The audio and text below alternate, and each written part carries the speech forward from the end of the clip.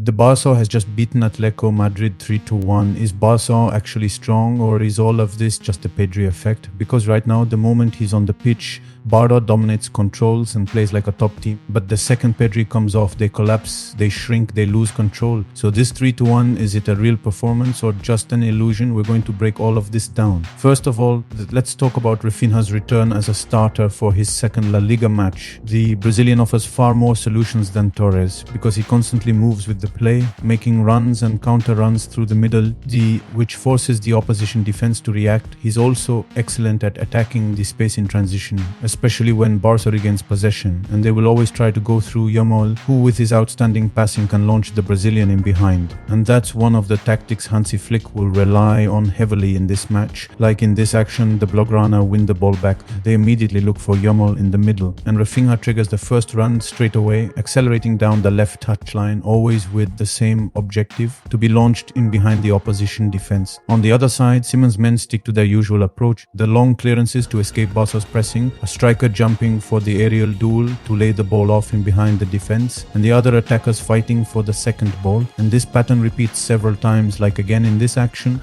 But the decision to start Eric Garcia helps secure the Blaugrana defense, which is always positioned very high up the pitch and brings more stability at the back compared to De Jong. Now let's move to the build-up when Barcelona are in possession, and we'll mainly talk about Pedri. Back from injury after more than a month out, he missed 6 games, and yet he's immediately brought back into the starting side by Hansi Flick against Atletico Madrid, and you're about to understand why in this video. Pedri gives instructions to defender Kubarsi. He tells him to carry the ball forward, and on his side he pushes higher to force the opposition midfielders and forwards to drop back. Then he asks him to wait while he keeps pushing higher to make the opponent drop back. Then he signals to Kubarsi to play on Barca's left wing. So immediately Kubarsi obeys and turns towards the left side. Then he changes his mind and switches sides to play on the right wing. On Atletico's attacking line, there's one who's much higher on Barca's left side, which was enough for Kubarsi not to trust Pedri and switch sides to play on the right wing. But for Pedri, it's easy to go through Martin to find Balde in behind the first line and therefore break Atletico's first line. With the lack of quick ball circulation, the Pedri decides to take things into his own hands and comes to collect the ball from the back line. Then behind that, it's simple. I fake like I'm going to the right to drag their block to the right, and then I do what I said at the start.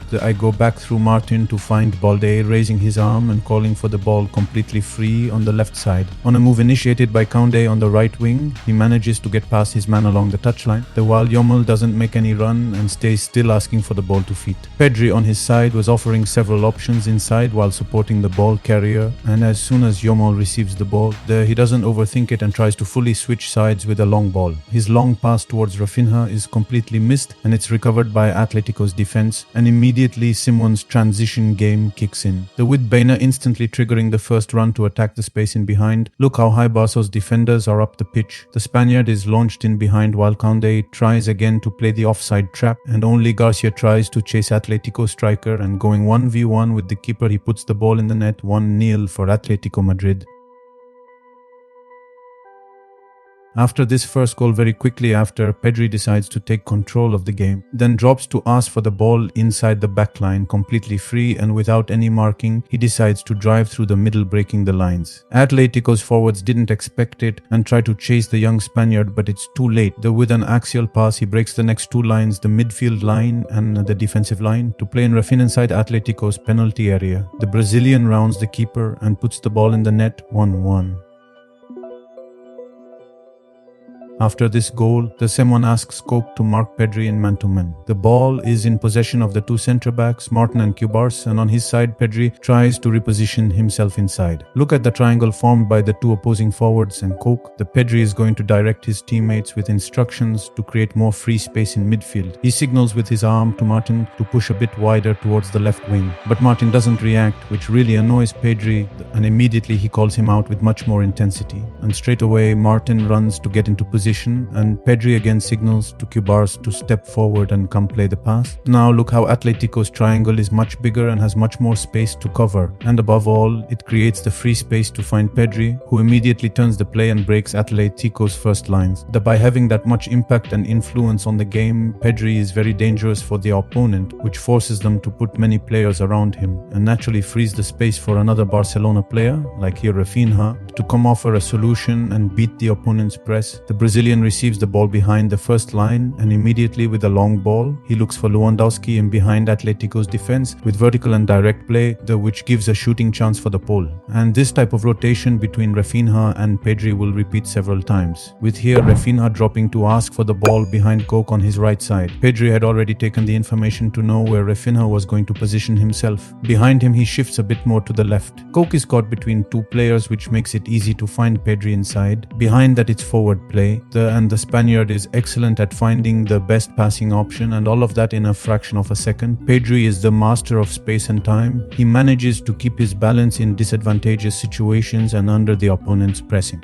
And after securing the ball, he switches the play towards a free teammate, which allows Barcelona to control the game and to maintain pressure on the opponent. And on their side, Atletico keep playing with long balls in behind the Blaugrana defense, which is very, very high up the pitch. And even when the opponent's pass is poor, Kubasi still manages to give continuity to the action. But luckily for Barcelona, the goalkeeper's intervention is successful. Thanks to the different problems Pedri creates for the opponent, the Barcelona players will manage to score the second goal. With all the attention given to Pedri and the repeated switches of play from right to left and from left to right, a big space opens up behind Atletico's first line, into which Garcia makes a run, and he is found by Koundé. Olmo had pushed higher to force Barrios to drop, and immediately Garcia plays Olmo in behind. The Barcelona player takes his 1v1 duel and beats Barrios. Then he enters the penalty area. Barrios tries to recover but brings Olmo down in the box. Penalty given for Barcelona. The penalty is taken by Lewandowski, former NASA astronaut. He blasts the ball and sends it into orbit. Against this compact defensive block from Atletico, it is difficult for the Barcelona players to create chances, and Yamal on his side is easily contained, and above all, he doesn't take on his duels. He simply delivers crosses into the box that can be dangerous, like this one, which is met by Lewandowski's header. Whereas on his side, Pedri, against this defensive block,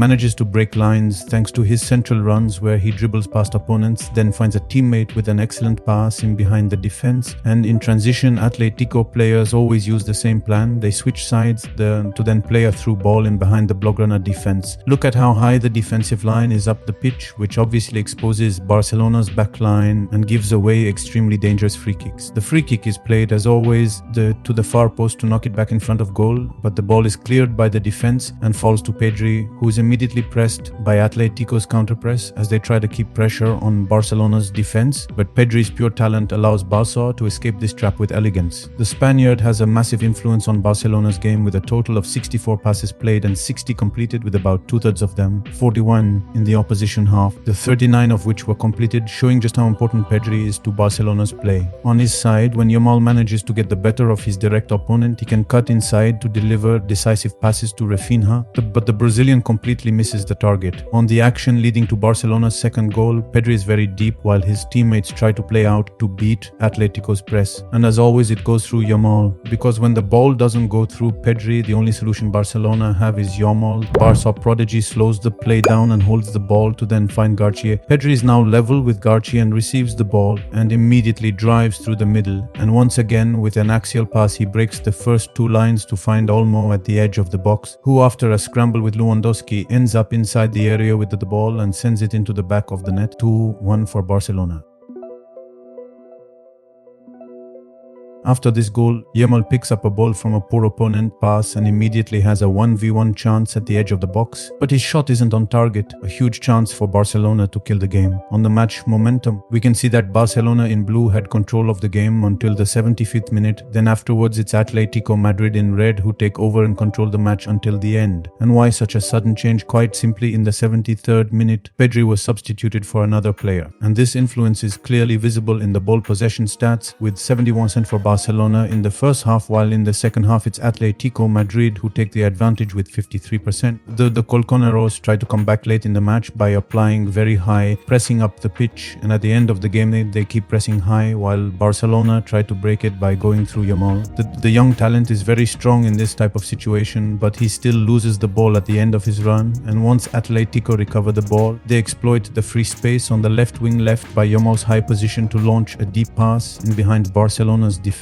This gives a huge chance to equalize for the Colchoneros, but the striker completely misses the empty goal. And on their side, Barcelona once again try to break the opponent's block with a player dropping as a pivot between the lines to then serve Yamal on the right wing. The Spaniard is quickly closed down and loses the ball in his 1v1 duel. And once Atletico recover it, it's an immediate counter-attack. On top of that, Barcelona's players can't string together a single pass between the defense and the midfielders, and the ball is recovered very high by Atletico's players. Facing this complicated situation, his coach doesn't hesitate anymore and takes Yamal off to bring Christensen into midfield. The objective: hold the score and rely on counter-attacks. Christensen brings numerical superiority in midfield, but under Atletico's pressure, he eventually drops back with the defenders to form a line of 5 at the back. But that doesn't stop Atletico from managing to get inside the penalty area, breaking Barcelona's defensive block and finding Griezmann in the small pocket of space. But the Frenchman completely misshits his shot. It was a massive chance for Atletico Madrid to get back into the game.